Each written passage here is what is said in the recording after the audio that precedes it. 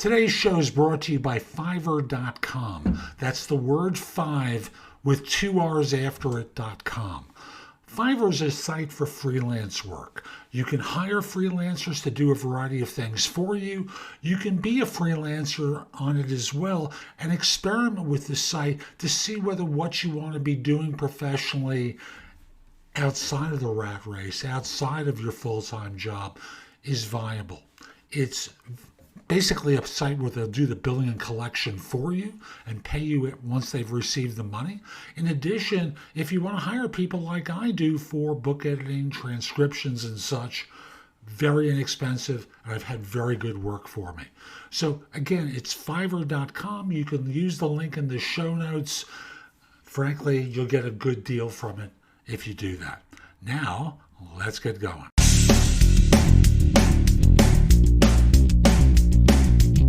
No BS Job Search Advice Radio, episode 2071. I'm your host, Jeff Altman, the Big Game Hunter, and welcome. Sorry, I forgot the number. I apologize.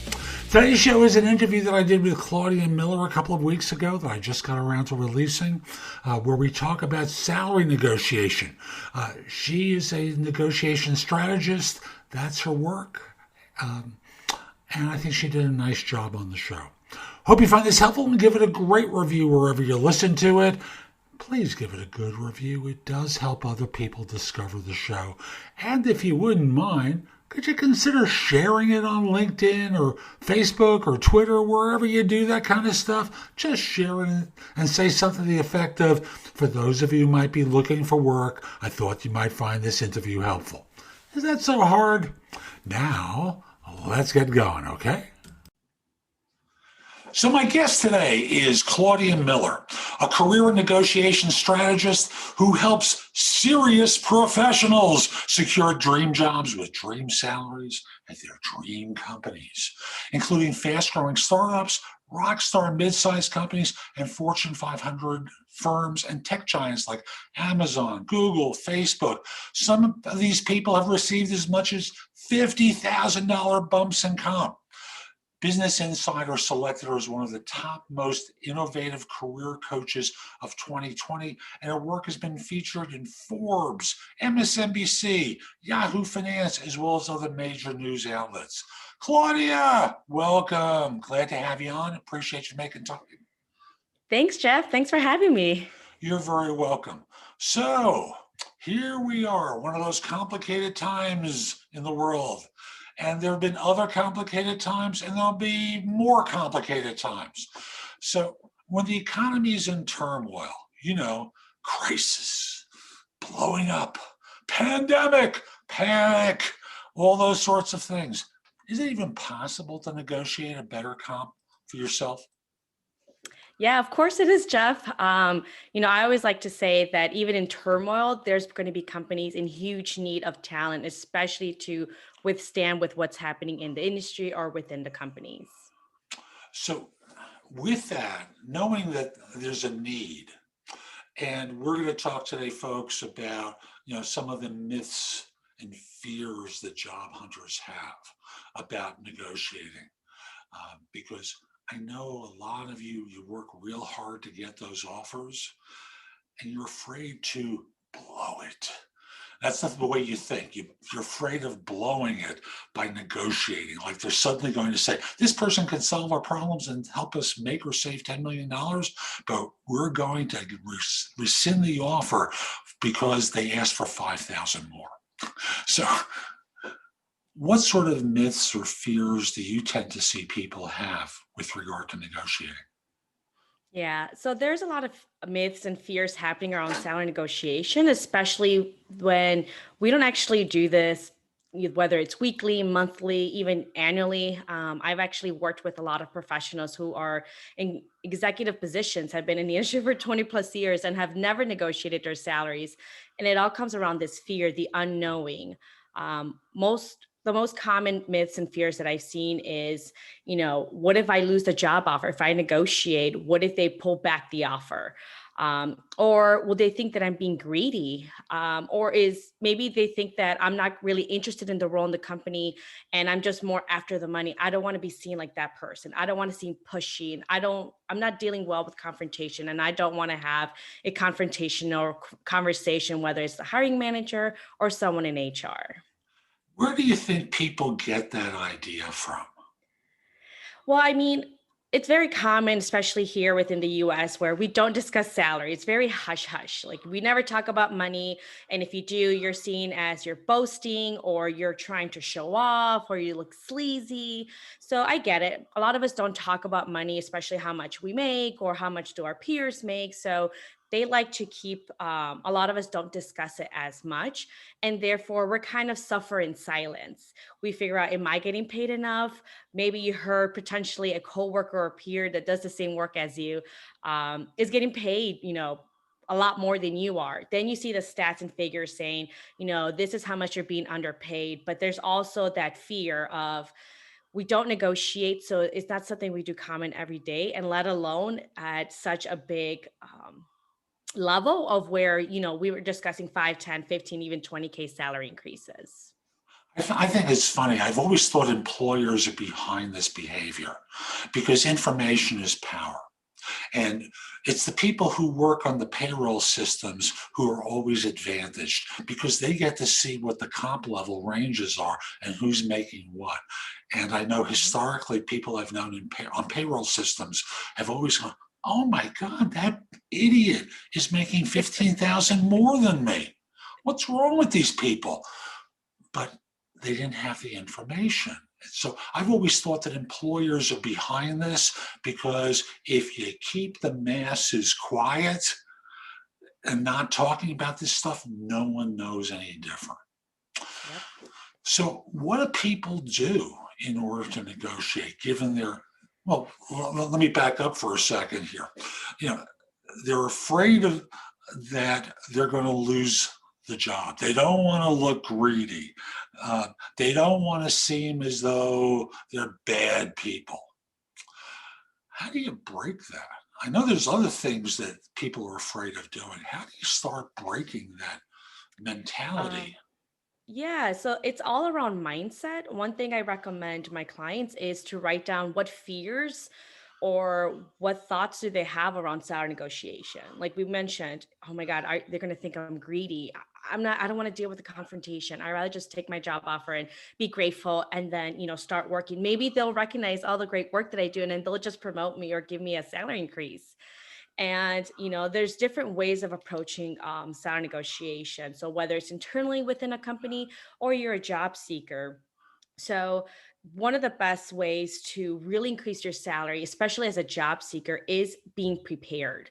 You want to make sure you do a lot of research within the company. Listen to the company earnings. What is going on with their press release? What are their competitors doing? Do they have a product or service that they're whether clients or customers are raving about? So do a lot of this research. And when job seeking, people tend to practice maybe 1 or 2, maybe 3 days before the interview and trying to get a lot of this information as possible. But 3 days, you can't compete with someone that's been prepping for 2 to 3 months with just 2, 3 days of work. So those people are always going to have the advantage because they have time in their favor and they've had time to practice, get company insights, build almost like a great business case that will set them apart from the competition. And by competition, I mean all the other candidates they're competing against. And I love that idea of developing a business case. And I'm wondering, sometimes I'll tell people that I coach, have you considered speaking to some of the people who work there to get a sense of salary ranges? Because institutionally these days, there's some places in the country where a firm can ask you what you're making, and there are other places where they can't. Good news for those who can't, because you're hired based upon value, but as opposed to your previous salary.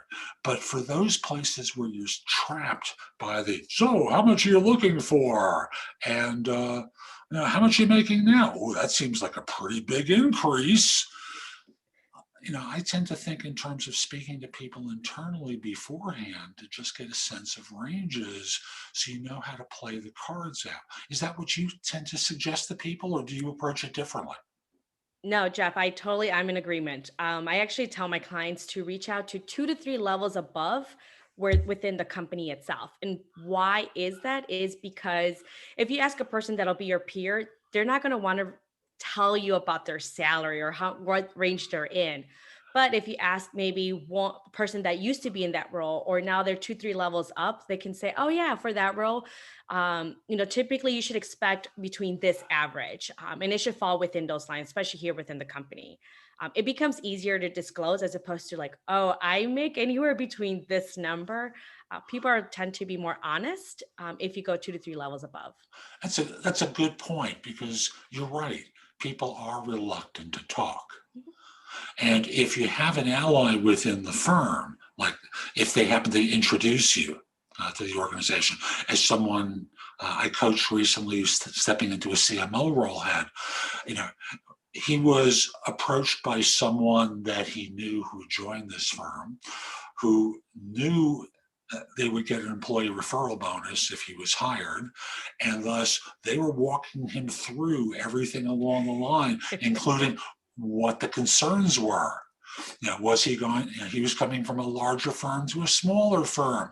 Would he feel challenged? All the sorts of worries that organizations had. And thus we were able to strategize walking in about how to communicate with them, including the salary material. It was a terrific success. And I'll just simply say, folks, she's telling you some good stuff here. Pay attention. Don't click away. It's really worthwhile. So first thing is talk to people a couple of levels up so you get real information. What else can people do to strategize on the way in order to deliver well?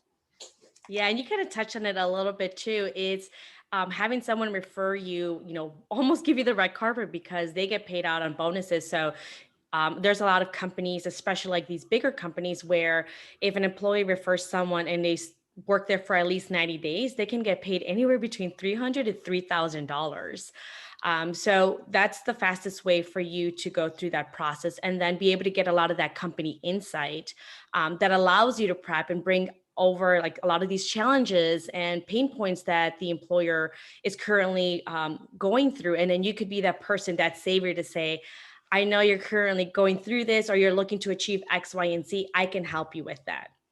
The best way, the best strategy that I've been able to get clients, I mean, up to $50,000 in salary increases. And this doesn't even include any salary, doesn't include commission and bonus. I apologize. So this is just base salary around $50,000. And it's through that strategy I just talked about, being so prepared, being able to stand out from the competition that I like to use this analogy that you never offer the same salary you do to Michael Jordan than to someone that's just coming out of college with some, rookie experience. You just can't compete with Michael Jordan. He's at a whole nother level.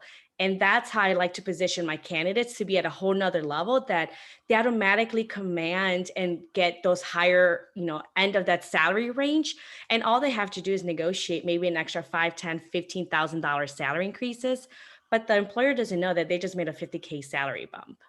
Right. It's funny, we had the same thing with that person I mentioned earlier, where ultimately he and two other finalists had to present to a panel their thoughts about how to do the role, what the challenges were, and how they were going to tackle it. They walked out of the meetings after the three and said, this guy was so well prepared. He had some very clear ideas about what to do, used our language, which is another little thing in the presentation, speak the language of the organization. So they wanted him. The president of the firm wanted him very badly. And everything they did from that point on, including the negotiation, when they lowballed him a little bit, he was able to say, but you told me it was a range of this to this, and you've offered me the low end. Let's come back to the high end. Mm-hmm. Yeah. Oh, And sorry. no, please. Oh, I was going to say, I know some people are shy or they don't want to be confrontational. A negotiation conversation should never be confrontational. It's a conversation with another person. And a quick line that anyone can use, even if you're an introvert or shy, is, I'm actually looking for, let's just say the salary can pay anywhere between 60 to 100K. And they offer you, 75. You can say, well, I'm actually looking for a salary of 95,000. Is there any way we can close this gap? And then just stay quiet. Right. Let them figure it out. Let them get creative with that solution. Let the silence do the work. Hmm. It's kind of like when people make offers. I have a video out called the easiest way to negotiate a higher salary for yourself. And the technique I suggest to people is when you get the low offer, you suddenly go, huh, and you're quiet. And they know there's a problem right away. Especially when Yeah. you say, I'd like a little bit of time to think about it. Can I get back to you day after tomorrow? So that in this way, they know there's a problem.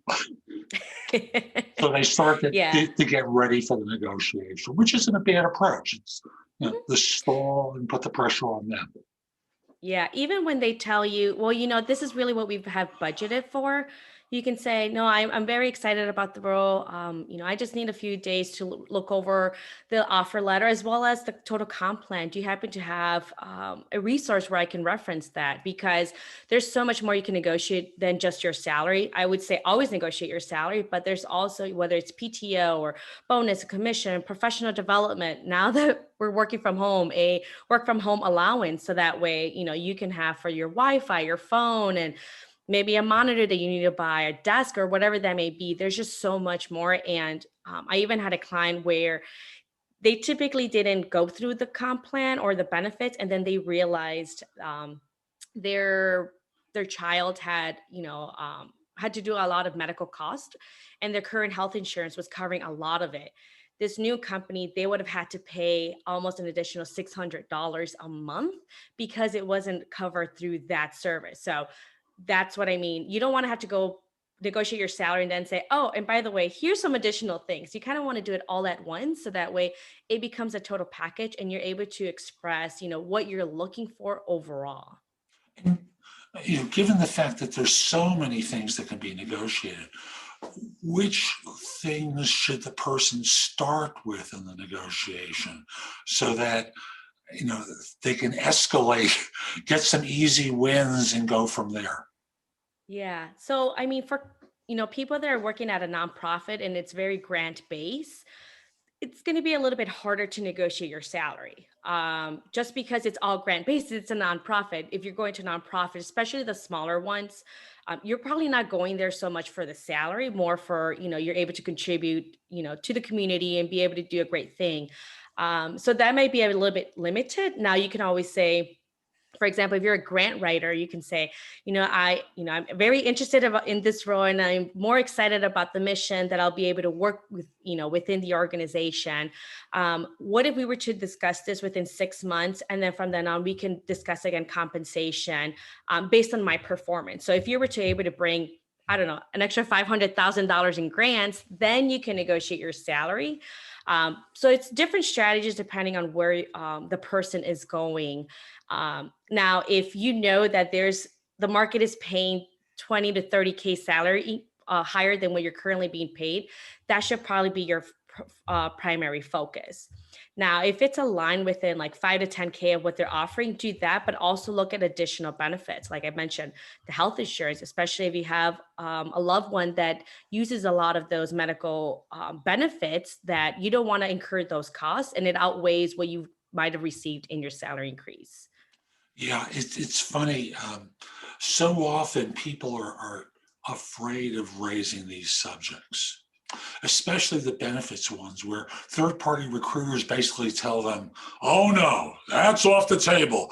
They do it for you, they got to do it for other people. Yes, so. Yeah, then Yes, let's so. do it. Right. But all they're trying to do is close the deal, folks. And I just remind you of that because especially when you get to offer time, if you're working with a third party recruiter, all they care about is collecting the check at the end of this. And you're the easier person to beat up. So just be aware of that, folks. At that point, they are not your friend, even though they've been sweethearts up until that point. All they care about is let's bring the deal home. And I can move to the next hire for the next role. Exactly right. So we're talking here about negotiating the secondary items before we get to the money. Did I get that right? Well, I mean, it's you want to look at the total comp plan. You want to make sure that when you give a range too, like you're discussing salary, don't give the salary range that the market is paying. Start with the lowest being with what you want, and then the upper range of that salary when having these conversations. And you're able to know what that upper range is by doing your research and to talking to people, like we mentioned, that have been in those roles that should know, what is part of like that payment or that salary for that specific role. And then looking at other benefits that the company offers. Glassdoor does a great job of like letting you know, here's what the base salary is, and more than likely plus bonus and commission. There are companies that are known for giving sign-on bonuses. Maybe you didn't get offered one, and that could be a good way to close that gap. Or through stock. A lot of companies don't really increase much in base salary, but you get a lot of that increase or benefits through stock or restricted stock units. Where I've seen where clients are, making 250,000, and maybe they made a jump and they're now making 260,000, but now they get a monthly, not monthly, but maybe quarterly or an annual check of an additional 40, 50,000, all because they focused also on those additional benefits that are happening. So again, this is part of still the comp plan. It's still money in your pocket that you can do with whatever you wish to do. But it's again, looking and realizing, what are you most interested in? What should you be focusing on? And I always think about like, what is your worst alternative that you're willing to take, and your best alternative? Also, if you're going to back to school, do they have a professional development stipend? Will they be paid for your schooling as well? Like those are things you want to take into consideration, because again, it impacts how you get to spend your money, and you want to make sure that you take a holistic overview of what your lifestyle is and what your goal is and how the company is going to help you get there. Can I ask you to back up 1 second? For those people who don't know what an RSU is, restrictive stock unit, could you explain the basics of what an RSU is? Yeah, so some companies typically, whether it's like in sales or big companies like Google, Microsoft, Nvidia, Amazon, a lot of them, what they do is, since they have stock that is worth a lot, they might say, okay, we're going to give you a certain amount of stock during this time, or during your performance reviews. We may not give you a salary increase, but maybe we'll give you this amount of stock. And it's restricted. So it works on a schedule. So you may not be able to tap into that maybe for 1 year.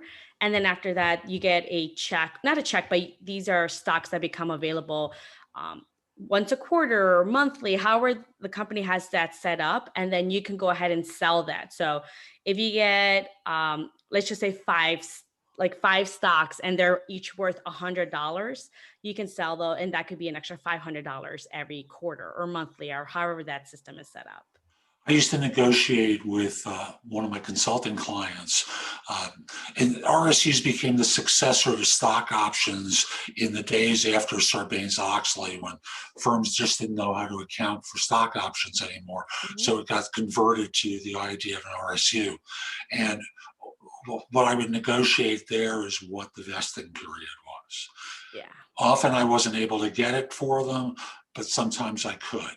And what happens is, let's say they grant you 25,000 RSUs at the time that you join, based upon the public stock price of whatever it is. It vests annually in 20% increments.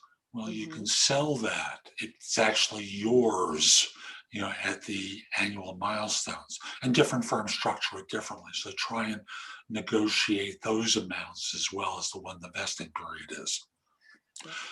So what else should we talk about in terms of how people should negotiate? You're the expert for today. Yeah. So, I mean, for salary negotiation, there's a lot of preparation that needs to happen. It's not something that you do once you get the job offer and then you say, all right, let me Google how to negotiate my salary offer. By that, you might be able to get a small increment, but you're left a lot of money on the table at this point.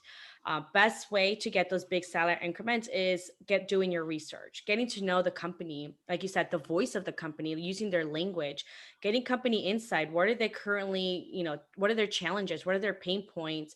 If they're a public company, what are they saying on their earnings call is their goal for the next quarter or 6 months or the next year, that you can use that as ammo during your business case. But the next part also is you being comfortable. You should be practicing having these conversations. There are people that, like I said, most of us don't negotiate. Where if I were to say, go to Starbucks. Next time you go to Starbucks, go ahead and ask them if you can get a 10% discount. Just or at any store whatsoever. Most people won't do it just because, like again, it's not part of our culture. It's not something we do very often. So you definitely should be practicing salary negotiation conversations. Just like I mentioned earlier, I'm actually looking for a salary base of 100,000. How can we close that gap? And being comfortable, not so I so 100,000, that's what I'm looking for. Is there a way that all of a sudden your tone, your body language is speaking for you, and you're less likely to get that increase or for them to take you seriously? They can already say, you're right, clearly this person's not comfortable negotiating. They're going to take whatever we give them. They're just kind of, just trying to play the game, but they're doing a horrible job at it. That's what you want to practice, whether it's with in the mirror and then with a partner or a friend. I have clients that actually, talk to their pets, probably not cats, but dogs or their bird or whatever that is, just so they can start practicing feeling comfortable saying it out loud. And I even have my clients record themselves, listen to the audio only. Do you sound confident? Do you actually wait, or do you feel very uncomfortable with silence that all of a sudden you start rambling on?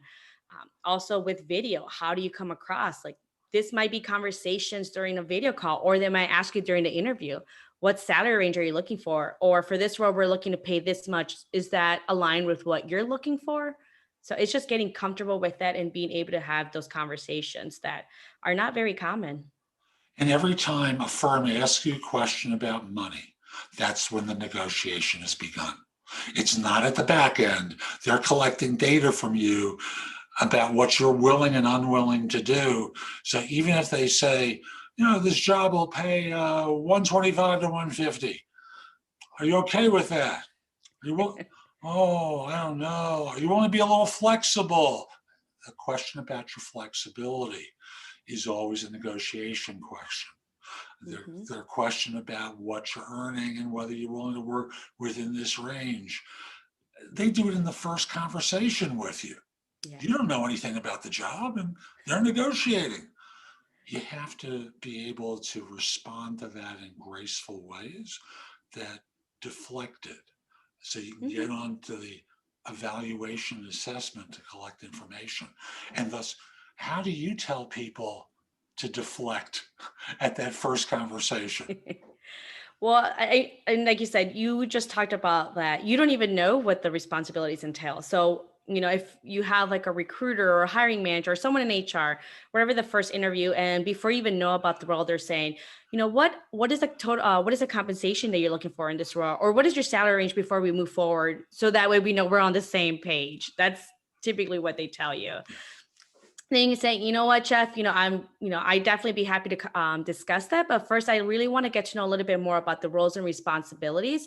That way I have a better insight and better overview of what that's going to take, or what you're looking for in the person in XYZ role.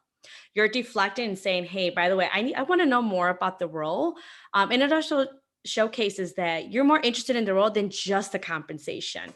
And again, if let's just say you're a manager and you're applying for a senior manager role and you've only managed, let's just say 30 people, and then you asked, I don't know, 15, 20K dollars in increase, or you're looking at least around that salary range. And then afterwards, you realize that you're going to be managing a team of 300 with a budget 2 to 3 times and probably big responsibilities, then is it that 20, 30K? Probably you lowballed yourself at this point. So you want to get more insight into the role. What is this going to take? How are you measuring success?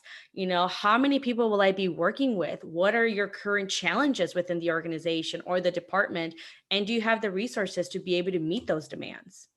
That information is going to be vital in order for you to assess how much more can you be asking for, and how much should you getting paid that will make you happy with the role. Because the last thing you want is negotiate. Let's just say you make a $10,000 or $15,000 increase from your previous job, and now you move into a role, and then within 2-3 months you're going to say, I'm being underpaid.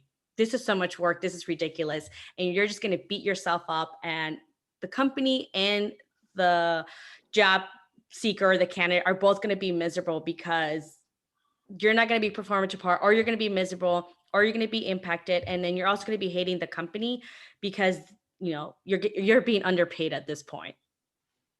And folks, just remember that the goal when you join a firm is not to have regrets. Is to be able to walk in cleanly and excited and be in a flow state when you join the organization, and not feel as though, oh, they beat me up to take this job. Okay, I'll do it. And harbor that resentment. And many of you have told me, oh, I would never do that, but you do. It's human nature. People wind up being resentful, and it poisons the well for the new organization. So better to tackle it proactively than to tolerate, because you really don't. So I just want to reiterate one thing that we've said, and that is there's lots of opportunity to deflect that opening question about money and put it back on I need to learn a lot more.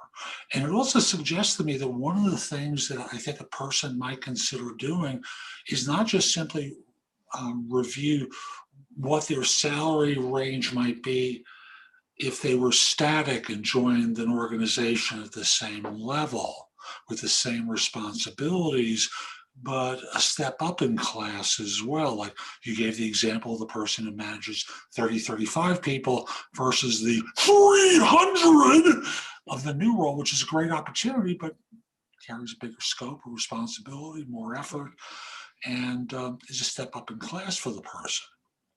So it suggests researching that too when you walk in, just in case you're surprised.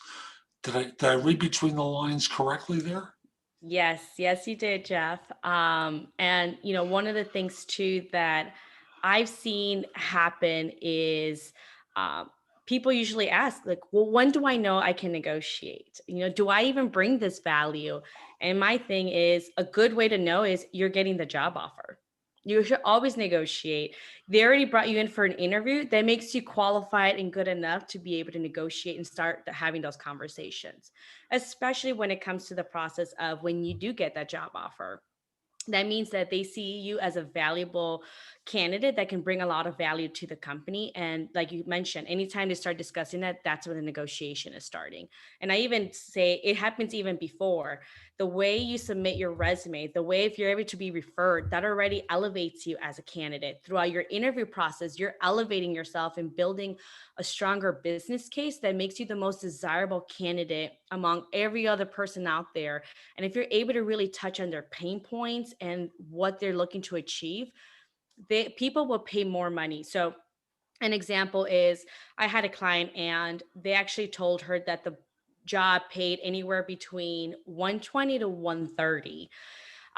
We had her prep. She did a lot of work behind the scenes. And by the time they came to it, they actually offered her 138,000.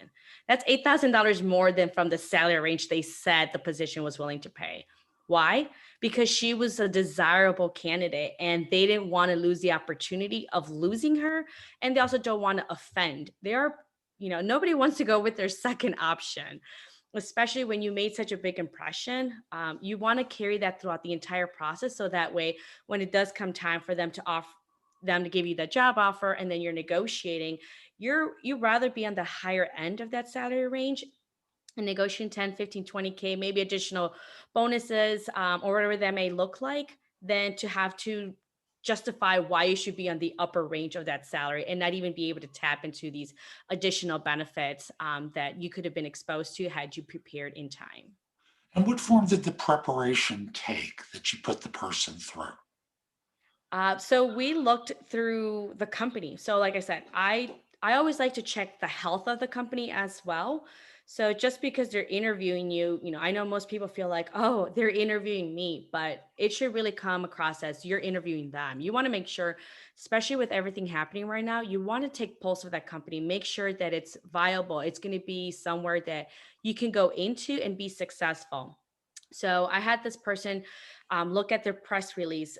Even the day of their interview, it actually got released that this company had just been acquired by a bigger company. So she came in prepared saying, I understand that this company just got acquired. Do you see what it's going to look like based on like responsibilities or the goals due to this new acquisition or this merger? And she was able to have a candid conversation with the vice president of the company, and it was able to build rapport, and it showed that she was on top of it. It had just been released that same morning. It was like around, I don't know, 6, 7 in the morning, and she had the interview around 9:30 in the morning. So she knew to be prepared, and she already had built a business case and had come up with a story bank of everything that just went aligned. It just felt perfectly.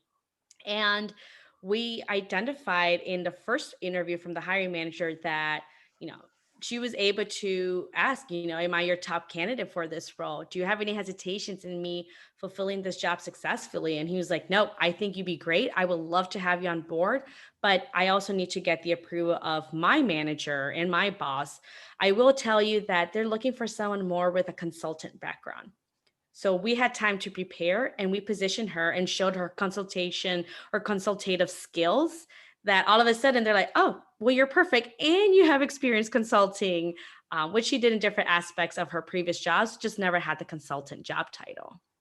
It's interesting how packaging really makes a difference in every step of an interview process.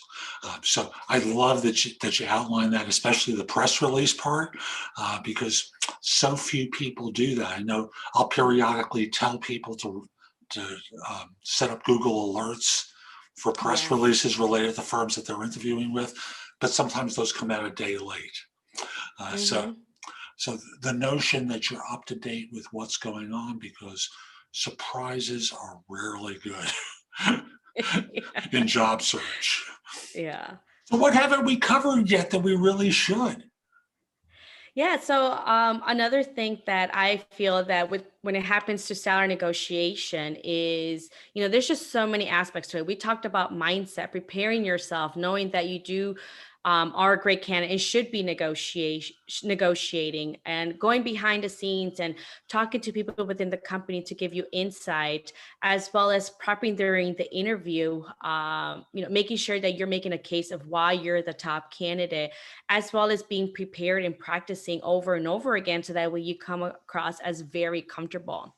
The other thing is reframing your thoughts. And this is kind of tied to mindset as well, where people think that negotiating your salary is going to make you look greedy. It's just sleazy of you.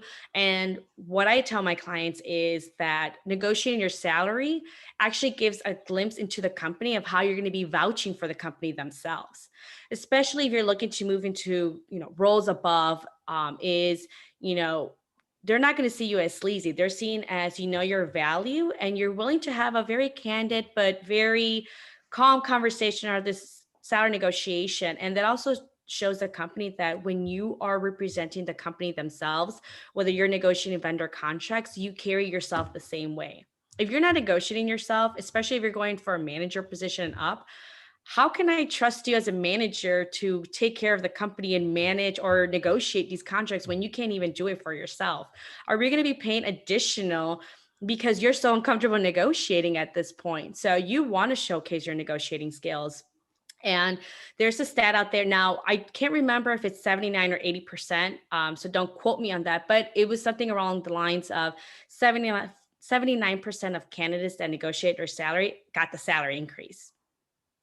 And they actually stayed longer within their companies because they were happy. Like they came in happy knowing that they were going to get paid what they're looking for, what they're valued at, and it was a company they're excited about.